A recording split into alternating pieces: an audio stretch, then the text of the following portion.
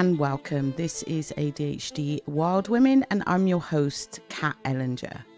And today we'll be talking about anger.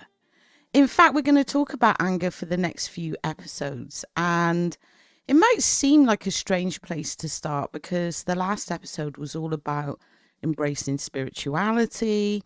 It was all about these more profound levels of ADHD. And I think there's this misunderstanding in current pop culture that when you say spirituality, it's this kind of woo-woo Zen type manner that people have. You know, shouldn't feel anger. You should be totally Zen all the time. Everything should be a bit woo, a bit nice, very New Testament, turn the other cheek thing. And as a pagan, that's absolutely something I do not subscribe to, because for me, I worship the divine feminine. And that, of course, also encompasses what they call the quote unquote dark feminine. And within the dark feminine, you can find very powerful and empowered archetypes in what they call the dark goddesses. And these were goddesses that just didn't mess about. They didn't take any shit from anyone. You also hear a lot in New Age spiritual circles about what they call light workers, you know, highly sensitive beings who are drawn to light. Again, it's very centered around this goodness and this idea of calm and chilled and giving. And quite honestly, and this isn't a judgment on how anyone else wants to follow a spiritual path, but I find some of it in the extreme to be very Stepford Wives. I find some of it to be about women essentially being passive and full of light and smiling all the time. And this is not helpful. I don't think it is helpful at all. And the reason I don't think this is helpful is because I subscribe to Carl Jung's theories, especially those relating to what he called individuation. Individuation, put simply, I think is a path that we're all familiar with this in 2023, in modern times. And it is this process of getting to know yourself, actualizing your true self, what they call your true self, reaching your potential, having this belief that you are born with a set of talents and gifts and a certain road to travel, but certain things get in the way of that.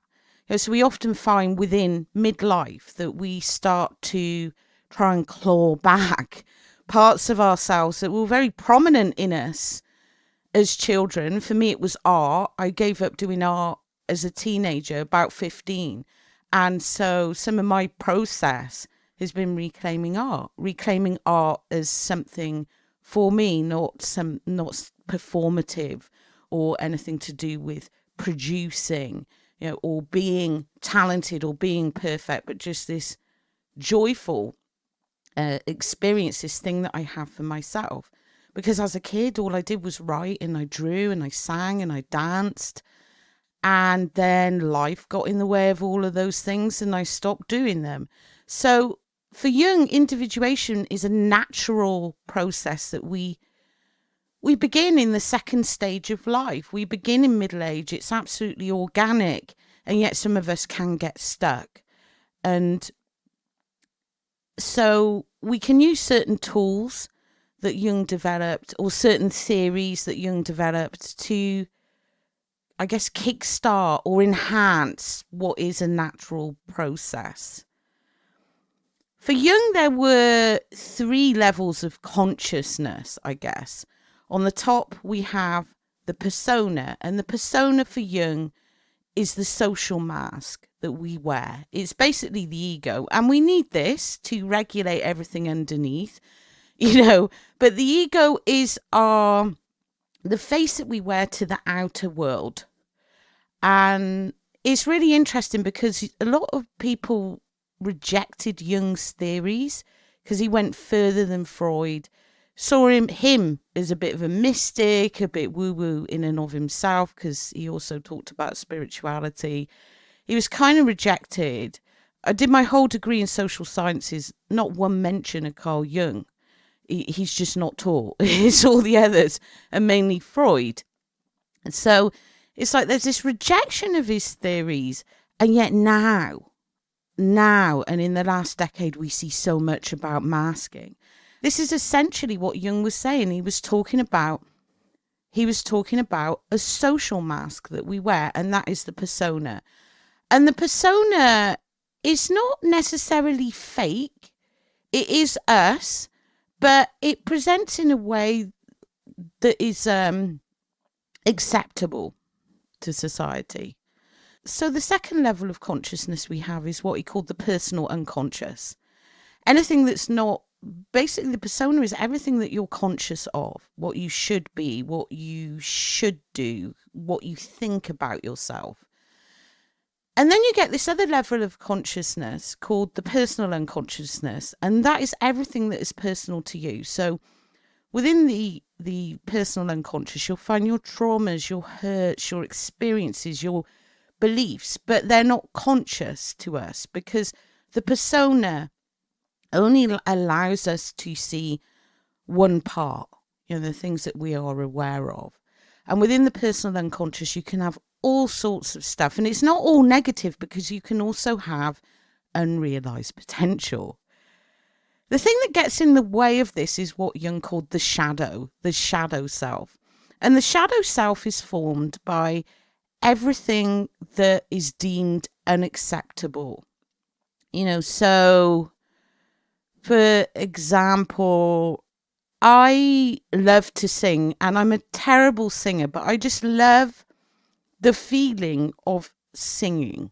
I just love the physical feeling of singing. Right? I'm sure it's an ADHD sensory thing, but I find it therapeutic. And as a kid, I would sign up for these drama things, and it wasn't because I wanted to be centre stage. In fact, I always took background parts, or I liked to be in the choir. I didn't want to get up and do a solo. It wasn't this wanting to be on show, but I just really enjoyed the feeling of singing and dancing as well, moving my body.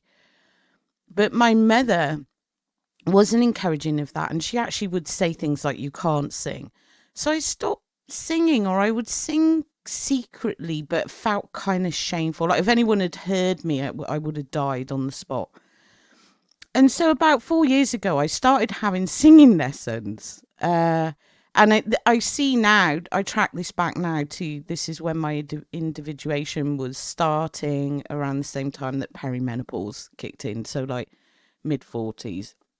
I signed up for these singing lessons, not to be performance ready and not to even sing in front of anybody, but to just, again, recover that personal joy and good feeling that gave me. And I was very lucky that I found a singing teacher that understood this. She understood this. She understood I didn't want to go and do show tunes on stage. And obviously the majority of her clients were that, people who wanted to sing professionally. And I just wanted to be able to sing without shame. And so I did that. But it had been in my shadow. Now, the thing that Jung said was that anything that's within the shadow, it will find a way to manifest itself. It can't stay hidden forever. And I guess, again, we see so much Jungian stuff within modern pop psychology, or all this talk around unresolved trauma or triggers. Now, triggers are something that Jung didn't describe them as triggers, but he talked about how the shadow self would emerge, normally chaotically or as if out of nowhere, when something was touched, an old wound, an old shame, something that was within the shadow. And so for Jung, we shouldn't reject the shadow. What we need to do is make the shadow conscious so that we can resolve that, so we can.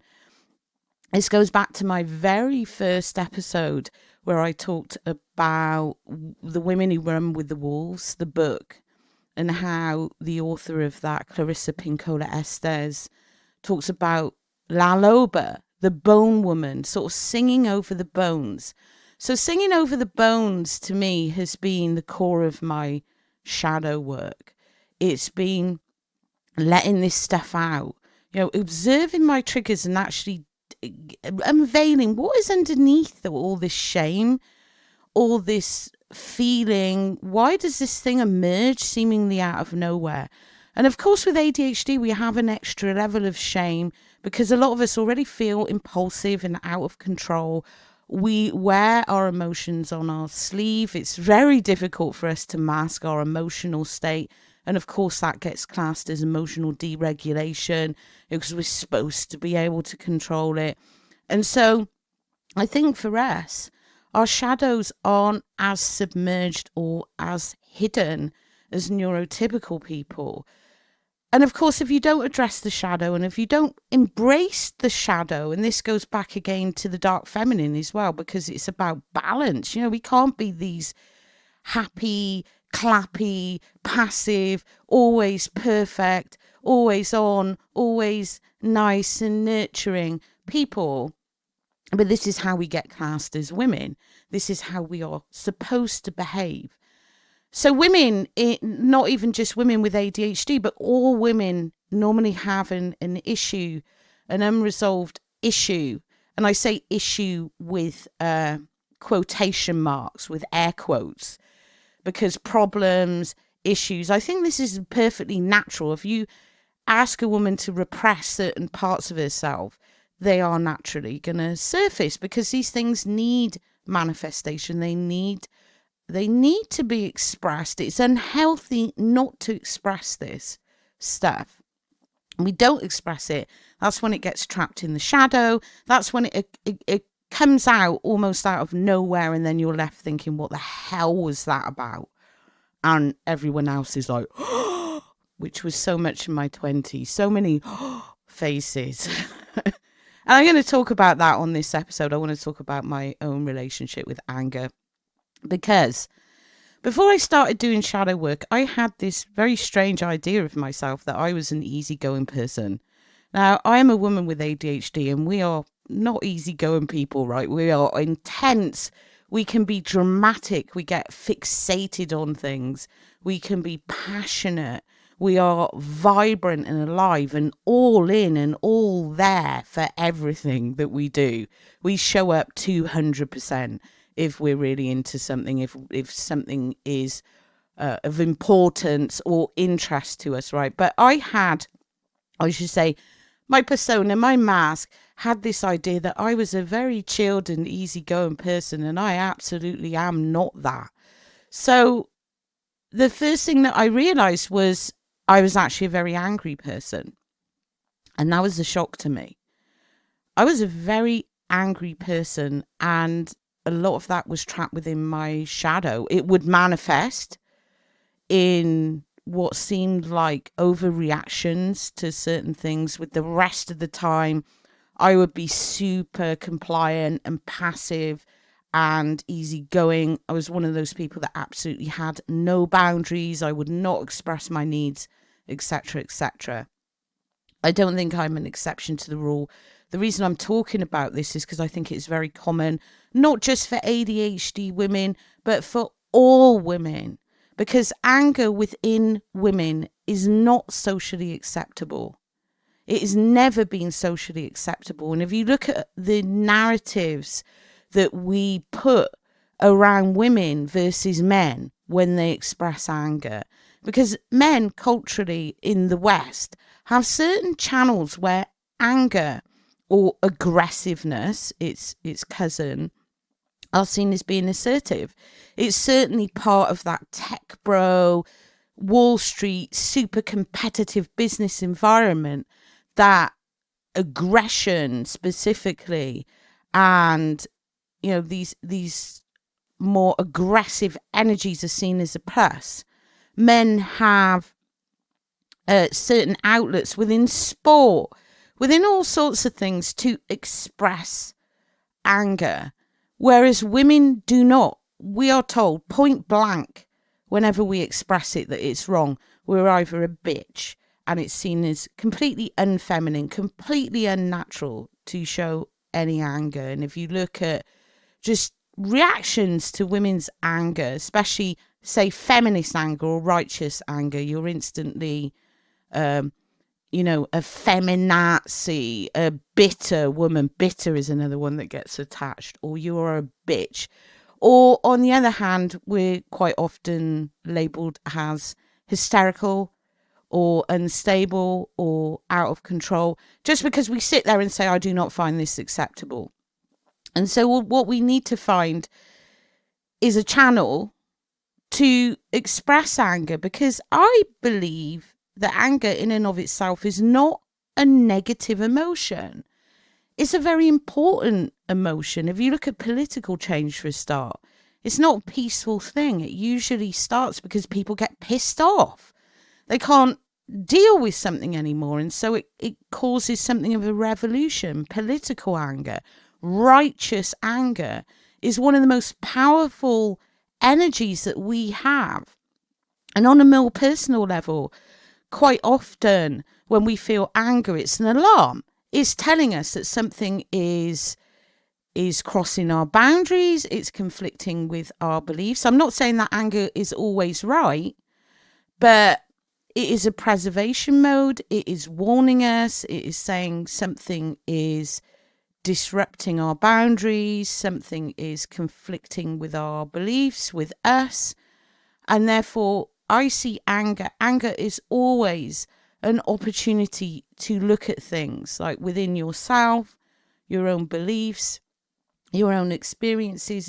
It's a interesting exercise to explore trauma and release that, and there are so many positive things about anger.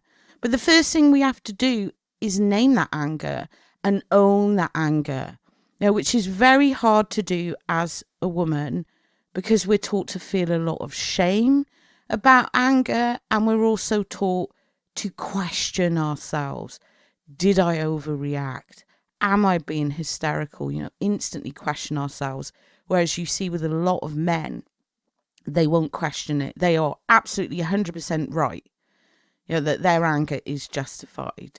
And I'm not saying that is an ideal either, but somewhere in the middle, where anytime that we feel anger, we stop and we say to ourselves, what is this about?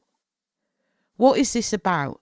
Because when we repress that anger and it ends up within our shadow, that's when the problems come. Because again, I'm speaking largely from personal experience, but then within my studies, I found that this is a common experience. It's not something that is exclusive to me. I internalized that anger, and it manifested largely as shame, as lack of boundaries, and then in its most self-destructive form as an eating disorder. And I did so much work on my eating disorder, and it took me years to make this connection that part of my eating disorder, not all of it, but part of it was linked to this self-harm because of anger. But if you'd asked me, are you angry? I didn't feel that anger. I was very Stepford in a way. I would say, no, I'm not angry. Everything's fine. Everything's fine. And then it would eventually come out at points like something seemingly tiny, I would crack. I was the very typical passive aggressive woman. Things would build up. People would cross my boundaries. They'd put on me. I'd become more and more resentful. That anger would turn into resentment because I wasn't addressing how these things were crossing my boundaries, how I was feeling. I felt like I had no voice for that, because to voice that would be selfish, it would be wrong, etc. And then it would eventually come out, or it would come out towards myself. It would come out in hateful, nasty self-talk, horrible stuff that I wouldn't say to my worst enemy. It would come out in destructive behaviors like eating disorder, so binge eating disorder in particular. I had bulimia for most of my 20s, and by my 30s that had morphed into binge eating disorder. So there's all this stuff going on, and it's all directly linked to anger. And the way I was able to, and it's a work in progress, right? I'm not saying it's perfect. I still feel levels of shame in expressing my needs, in expressing that I am angry, but nowhere near how I was. And all that kind of came out during the process of doing shadow work and actually naming this anger and seeing in some of it was petty, but a lot of it was linked to feeling taken advantage of, feeling walked over, feeling like I couldn't have a voice. And it's quite interesting that a very wise friend of mine said during the middle of this process as it was emerging, who's also menopausal, she said to me, but it's not bad because there's a part of you that's sticking up for yourself, that believes in you. And I thought that's a really good way to think of it, because it was a lot of my anger that suddenly started to pour out during Peri was very righteous. It was very connected to being disrespected or exploited or taken advantage of. So it was like this friend that was stepping in for me and saying, hey, don't you do that. But it was still very much within my subconscious, my unconscious. And so I couldn't, I had no control over it, and it would appear and I'd be like, oh my God, what is that? Like, what is that? I'd end up in a massive row over something that just seemed so small. And then I'd look back on it when I actually started to sit down and consciously think, what was that about?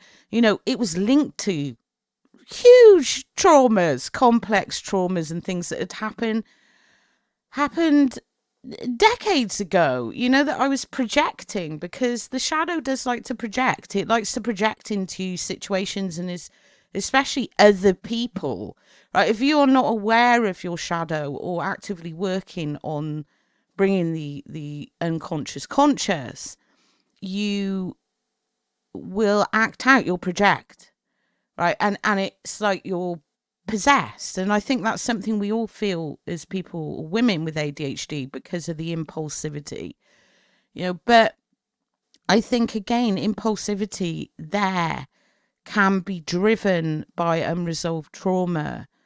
It's just because we are more, it seems more irrational. But I think when we sit down and we look at what actually triggers this, there's nothing irrational about it. It's perfectly natural. It's because we have a lot of shame and a lot of self-doubt, and we've had people overreact to us that is been pushed into our shadow more. So we have a really interesting relationship with the shadow, I think, even more so than neurotypicals have, because of these added levels, the extra emotion, the impulsivity. We have extra levels of shame. And one of the main reasons I started this podcast was, everyone was talking about hacking your ADHD and blah, blah, blah. But I was thinking, what about all the other levels to this? Because being a woman with ADHD, to me, seems entirely incongruous to being a quote unquote traditional feminine woman. We're either too much or too little all the time. And anger is such a huge part of that. And I do want to talk about the more societal levels of that in the next episode, and also channeling that anger and embracing that anger, ways we can embrace that. But for today, I do want to talk about my personal relationship with anger, because, it was very much linked to the trauma of having ADHD in my teens. And I can track it back to a very specific period where I developed these ideas of what was acceptable and what wasn't. As a kid, I wasn't that angry, although I would get jealous. And I won't go into the mechanisms of that, but I would get very jealous and I would act out because I felt I was neglected by my mother. I was neglected. And so if I saw her within her persona state acting out and giving other children, especially my younger brother, attention, I would act out aggressively. I would get very angry and I would get into trouble for that. And nobody ever asked me why I was angry. And if I look at that, I was a very confused kid who didn't feel like I fit in. And I developed, I think by the age of 8, actually, quite clearly, this feeling that life was unfair. And that might sound like a bit of a brat, but I can link that specifically to the fact that I was neglected, that I was misunderstood, that I was mistreated. I went to school, first started school in the late 70s, early 80s. There was no neurodiversity understanding then. It was getting slapped around the head with a board rubber. Or they even had the cane when I was at primary school, though girls got rapped with a ruler on the back of their knuckles because they somehow thought that was better for girls than giving them the cane. So it was this bizarre thing that everything, as soon as I started school, I was immediately unacceptable. And there was this part of me as a kid that was very angry about this in a very kid-like way. It's not fair. But it wasn't fair, right? That kid knew it wasn't fair. And I never let go of that kid. That kid ended up in my shadow. She's still there, but I'm very much aware of her. And I'm very much aware of her speaking. But as I got older, I repressed her so much. And that's where the eating disorder came in. Because that little kid would arise going, that's not fair. And I would stick a lollipop in her mouth to shut her up. And that's how I dealt with it. I didn't want to listen to her. Nobody wanted to listen to that kid then. And I didn't want to listen to that kid several years ago. It's like, you're too much of an inconvenience. You're making a scene. And my mum was one of those people that couldn't have a scene. She couldn't have me making a scene. And I used to go, when I felt something was unfair as a kid, I would bawl. Like I was one of those kids. And there was no stopping me because of my ADHD. I would just have to express it. And being over emotional and over expressive, that was something that wasn't allowed by my mother, because she's like one of these very tightly controlled and repressed, austere people. So someone making a scene, that was awful. That was absolutely embarrassing to her. And I can understand it now from her point of view as well, because she was just as repressed. And it's not something that we do consciously when we pass these things on. But of course, that taught me anger and saying this isn't fair. There's no room for that. Just shut up or you're going to get punished. And so it starts there. My ADHD manifested in a very typical way. If you look at studies about women that have been diagnosed with ADHD, it's very similar almost across the board, although obviously there are certain exceptions to that rule. But by and large, girls are seen as better at masking their ADHD. And we tend to be mostly, although not exclusively, the dreamy, inattentive subtype. A lot of us are academically very able, so that doesn't get picked up. We don't really have these more hyper active, what they call behavioral issues. Again, I'm using air quotes because I hate using problems, issues, things that are perfectly natural expressions to us, but labeled problematic by neurotypicals. But we don't have that. And so as a kid, I was very much that. I lived in my own head. I was very creative, very chatty. So I was seen as an extrovert. I actually wasn't. Took me till my 40s to realise you're not actually an extrovert. You're the more sociable, hyper side of you with all the chatting. That's ADHD. You're not actually an extrovert. But as a kid, I guess I seemed happy. I seemed sociable. But I was rarely present. I lived in this absolute fantasy world, and I drew and I painted and I danced and I sang, and I was like this very dreamy sort of girl. But that's okay, right? Because it's girly. And I would have this other side of me, like I said, these aggressive outbursts when triggered by things that I felt weren't fair, but they were quickly stamped out of me because that was absolutely not acceptable to do that. Then I hit puberty and changed overnight. And of course, now they're doing all these studies into how, for women with ADHD, we again have this additional level where they know now that our hormonal shifts can alter how our ADHD presents itself. So in puberty and then during pregnancy, it can change over the course of our monthly cycle, and then within perimenopause and menopause, and then postmenopause. It's interesting that it's only just now that they're starting to look at this stuff, but they are. And what's revealed is a lot of girls with ADHD remain undiagnosed, or as a demographic underdiagnosed, because in childhood we're a little bit dreamy, maybe a little bit inattentive, but largely functional. And then we hit puberty, and all the puberty hormones changes the ADHD, and we suddenly become the impulsive, hyperactive type. And that's what happened to me around the age of 14. It was almost overnight.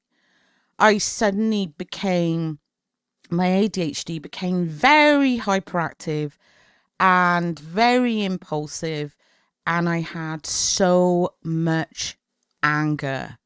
I was seething because it was like the click to that different state, that faster way of being. And this continued throughout my teens, throughout my 20s, into my early 30s. This was how I went from being the inattentive, dreamy subtype to the hyperactive subtype, and then it switched back.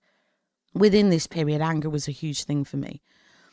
And so it manifests, and obviously teenagers feel angry anyway, and because of those pubertal shifts, because of the hormones involved in puberty. So I also had that, but it was more. It was up to 11, like everything is with ADHD. And I started acting out.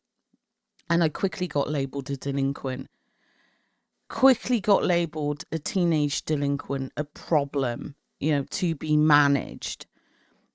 Nobody diagnosed me. I wasn't diagnosed till 2018.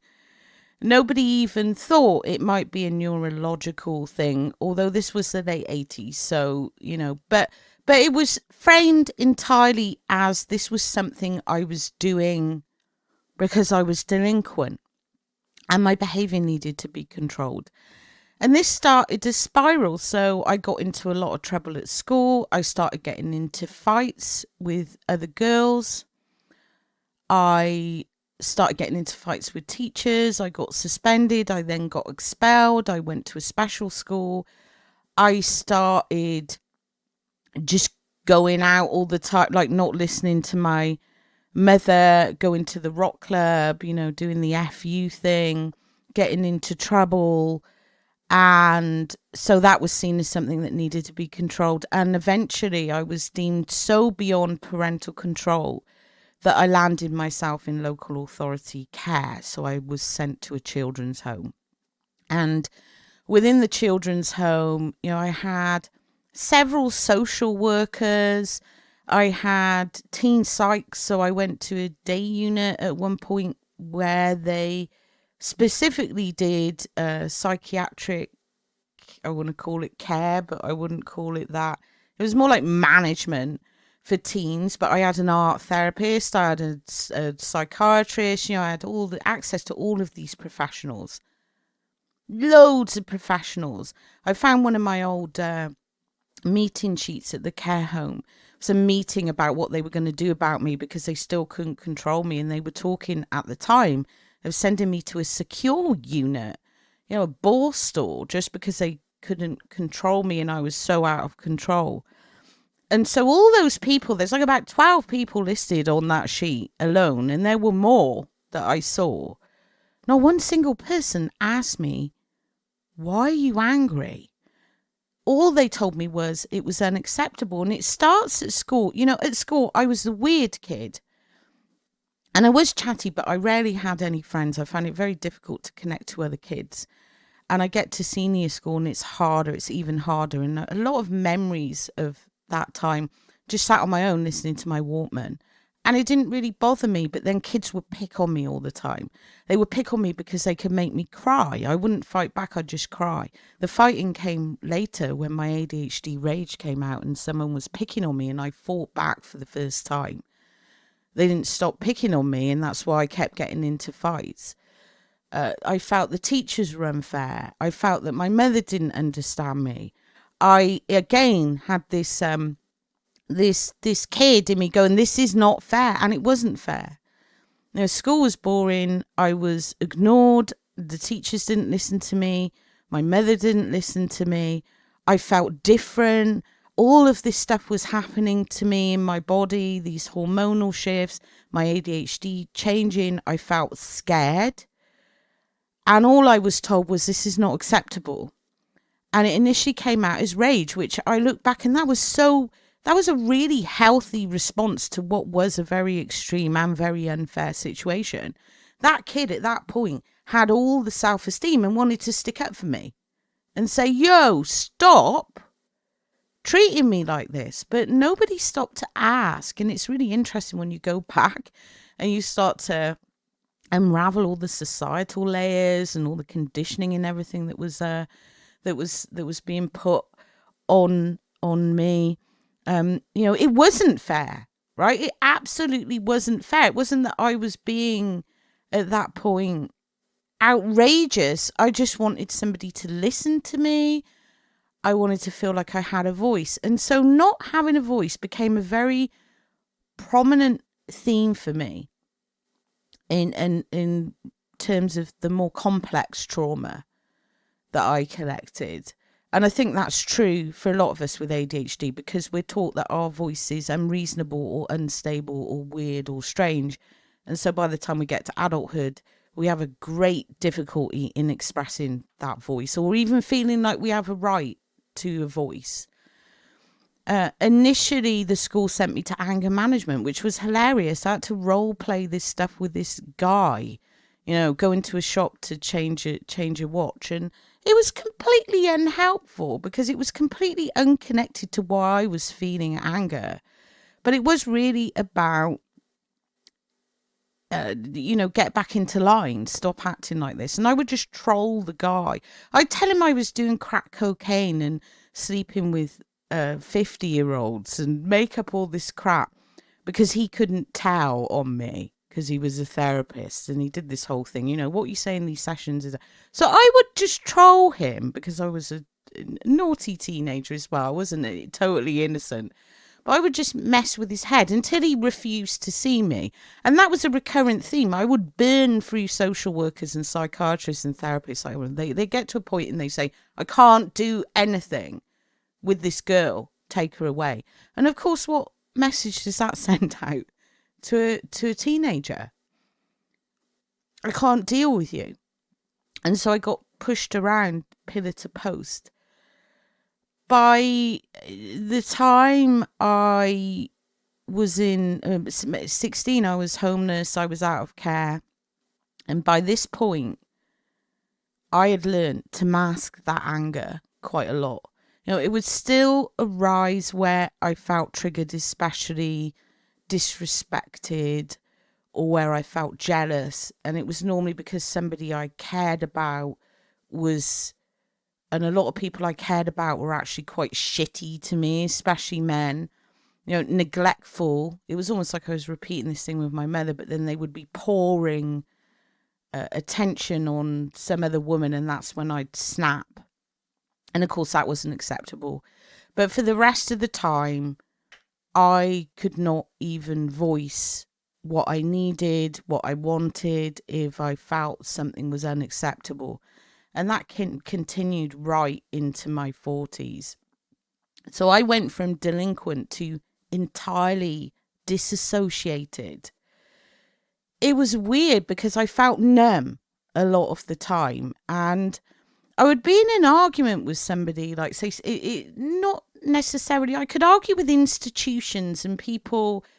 If I was arguing my case for something with an institution or complaining about something, I could do that because there was no emotional connection, but I could stand up for my rights in that way. So people got this idea about me that I was something of an activist. You know, I was fine standing up against the establishment, so I had confidence, but really I didn't, because there was a complete alter ego. There was like a doormat. And I got in a succession of very terrible relationships where I let people walk all over me, and friends as well. I was a people pleaser. I would gather these friends who just used me. Like I was like a narcissist magnet. And I thought, this is me. And it kind of was me, but it wasn't my fault. It was because at that point I was so disassociated from anger as a warning, or even being able to express that you have disrespected me. You have disrespected me, or this is what I need. Of course, people will take advantage of that. And it's really interesting, actually, for all my shadow work and my individuation and self-awareness and stuff I've done in the last several years. I saw something on Instagram very recently, actually, by Sharu Izadi, who did the Last Diet and the Kindness Method book. And she's just wonderful. She's a behavioral change specialist, but she is just so wonderful. And she shared this Instagram post that said, people don't treat you how you treat them, which was my model before. Be nice to people and eventually they'll treat me nicely. People don't treat you how you treat them. They treat you how you treat yourself. And I look back in that time and I was so repressed and so disassociated from the mechanisms, the control mechanisms that told me when something wasn't fair, that I allowed that in a way, because I had very little in the way of boundaries. And interestingly, it got so bad that I could be in the middle of an argument and really need to express something, and I would have an absolute mental and physical shutdown. I couldn't physically speak. I couldn't physically make myself say words. And the only way that I could circumnavigate that, and it wasn't a conscious thing, was when I really lost it.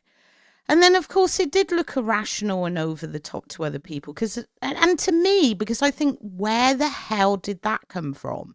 It would be back to the face. Why is she acting like that? Because it was all in there. It never goes away.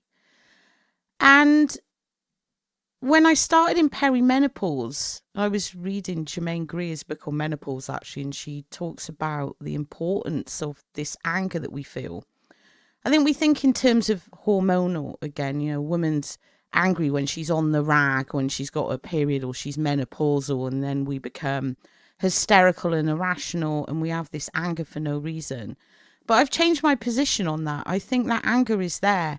I just think when we are having our period, we've got no energy and no tolerance to mask, because we're usually dealing with unpleasant physical symptoms like excruciating pain and all the horrible mess that occurs. You know, so we don't have the bandwidth to mask as heavily, and that's just all women, not just women with ADHD. Again, it's extra for us. And menopause is the same, because your identity changes, your status changes, and I think we get to this period where individuation starts to kick in. We start to look back on our former selves, the more sexual sort of period of our lives, which are linked societally, at least, even though it's unspoken, to fertility, you know, youth and fertility and all that shite. And we realise how much we've been lied to. And we realise how much we've repressed and how much we've compromised, especially if we have families. We just suddenly become aware of all the compromises and all the mansplaining we've tolerated and all the times that we've put aside our own needs. And when we do, like for women that do put their needs center, they're often called selfish or unreasonable or bitchy, you know. And I totally admire women who do that and go against the grain and do that anyway, because it's such a forbidden thing in our society for a woman to be selfish, to actually say, no, I'm not going to do that. You know, we are expected to be in service, whether we have a family or not, whether we have children or not. That theme of service and sacrifice is so prevalent in our lives, and it's just expected of us, whether we have boundary issues or not. Because I was always trying to be more acceptable because of my ADHD, I guess I responded to that in a more extreme way, to the point where I became the people pleaser. And of course, outwardly in my persona, unaware of all this stuff in my unconscious, I thought I was a feminist. I thought I was, and I look back and I think, my sweet summer child, So I get into perimenopause, and it's almost like I wake up one day and I just want to stab every man in the face. I say this on a podcast as a joke because humor is my main coping mechanism. And the woman on this podcast I was a guest on, it's about film, who was also supposedly a feminist, was so shocked when I said this. And I thought, oh my God, it's even unacceptable to feminists. Saying that doesn't mean I'm going to stab men in the face, but it seemed so extreme to her. But it was a manifestation of what I was feeling. And I think it was just all of this stuff coming up. But it was great because I was able to use that anger in therapy, within my own shadow work, even within my own spiritual practice, on a more personal level, to find out why I was so angry. I was able to resolve so much. I was able to link it back to literally 2 or 3 themes, and they were not having a voice, not feeling respected, and not feeling understood. And it was almost as if, I hit 45, and that kid that was still in me, that was screaming, it's not fair, had been locked in a bedroom for like 30 years since my teenager, has suddenly burst out and started smashing up the furniture. It felt terrifying to me to suddenly have to process all this anger. I felt ashamed. I felt out of control. And I think a lot of the mental sort of pain that we have around menopause is the fact that we have to suddenly confront all this stuff. It's like it comes up. And maybe there is a hormonal thing in there as well, but I don't think it's purely hormonal. I think it is this shift that we get in second life where we suddenly stop giving a fuck about what other people think so much. And of course, around this same time, I get my ADHD diagnosis. I take my mask off and I think I'm never putting that on again. But I'm left with this person, this shadow that's pouring out, and all of this stuff is pouring out. And it took a couple of years to process, of real heavy work, where I was in a space where I could be comfortable with that person. Because I hit with this realization, you're not easygoing. You're not easygoing at all. You're very angry. And I would express that anger in my work, and I use politics, and I use feminism, and I use neurodiversity activism as well, as channels to express this in a more, again, I say this in quotes, but healthy way, I guess. In a healthy, I employed my anger to bring about positive change, to really dig this stuff up and deal with it, confront it. And it was my anger that did that. It was my anger that served me in my career, because I was like, I'm not going to be treated like this because I'm a woman. And so it became a very positive force for me. But there was a couple of years where it was so uncomfortable to sit with that, and the realization of how angry I really was, and how long I had buried this anger, and how much, there was also a grief that came with that how much time I felt I'd wasted in trying to be acceptable. And so I think as women with ADHD, this is such a big thing for us. And I see so many women in ADHD groups who are being so mistreated by their partners or their mother-in-law, their family. And they're doing these "am I the arsehole" posts. And you see this person has just been completely disrespected. And they feel so ashamed that they actually express that. Because we're not allowed to express that. Not women with ADHD, not any women. So they are asking, is this me? No, absolutely not. And I think it's important that we validate ourselves and others like us. That is important to us. Of course, that's not to say we're not being the asshole sometimes. I can totally be that. And another thing I unearthed was my need to feel in control of everything, which is such a contradiction of the people pleaser, you know? So there was a part of me that took on the role of the people pleaser in I guess, a manipulative thing, because I felt like if I could fix this person, I could mend the cycle. I could get what I wanted, you know? So it was really unhealthy. Loads of codependency in there. None of which I was aware of, conscious of. And then when I became conscious of it, it was hell to have to accept it. But I've reframed that now, and I look at that little girl, and like I said, she's still there. But when she surfaces, I know how to talk to her now. And I don't just stuff a lollipop in her mouth or tell her to shut up and go away. Or use this self-talk as like, you know, very shameful, it's the voice of my school, of my mother. You know, why did you do that? Why did you act like that? I don't do that anymore. I listen. Why are you angry? Because it was something that I was never asked.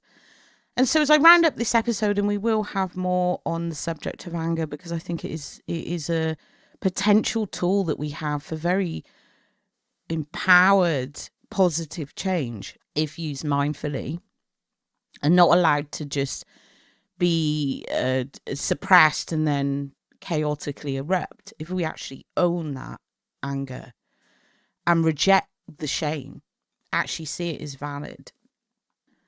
So my challenge for you today, should you accept it, is to ask, why are you angry?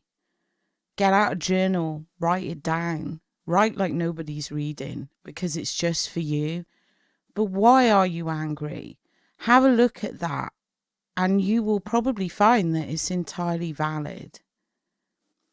So that is me for today. I will be back very soon with another episode on, I guess, celebrating anger or rejecting societal archetypes of feminine anger, and also looking at ways that we can embrace more spiritual anger. You know, we don't have to be all kumbaya, smiley with our little flower journals, our little flower bullet journals, being all Stepford. We can be wild. This is such a huge part of the wild woman archetype. You know, we need to get feisty. We need to embrace that as such a powerful force. Until next time.